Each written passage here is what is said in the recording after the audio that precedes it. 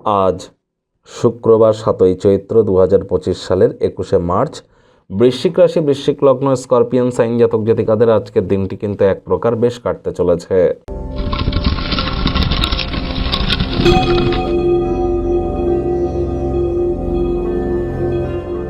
ভিডিওটির শুরুতেই স্ক্রিনে আপনারা দেখতে পাচ্ছেন দেবী মহালক্ষ্মীর গায়ত্রী মন্ত্র।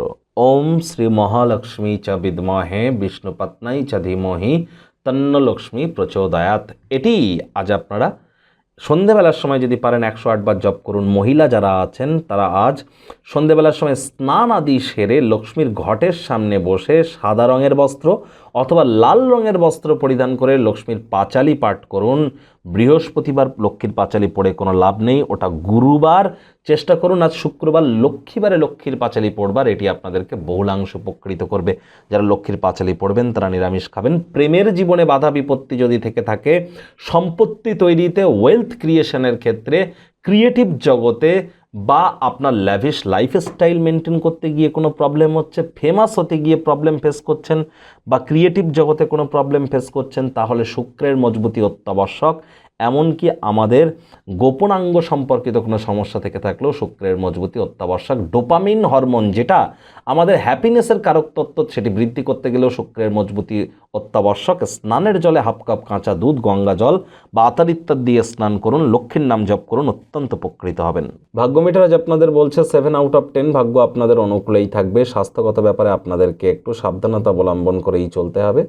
যে সমস্যা আপনাকে ঝামেলায় ফেলেছে তা সমাধান করবার জন্য আপনার বুদ্ধির বিচক্ষণতা এবং পলিটিক্সকে কাজে লাগানোর চেষ্টা করুন। মানসিক কূটনীতির প্রয়োগ করুন। বড় সমালোচনা, পরচর্চা, পরনিন্দা, রাগ, বিদ্বেষ, হিংসা, ঘৃণা, অহংকার, ইগো, এই ধরনের নেতিবাচক অনুভূতির আশ্রয় ভুলেও যেন গ্রহণ করবেন না। আপনার সামনে অনেক নতুন অর্থনৈতিক স্কিম কিন্তু উপস্থাপিত হতেই পারে। কোনো প্রতিশ্রুতিতে আপনারা অংশগ্রহণ করবার আগে সব দিক বিচার বিবেচনা করে নিতে যেন ভুলবেন না। আয় ইনকাম তো বাড়বে, তবে খরচও কিন্তু বাড়তে চলেছে, যার কারণে সঞ্চয় কিন্তু ঘাটতি পড়তেই পারে।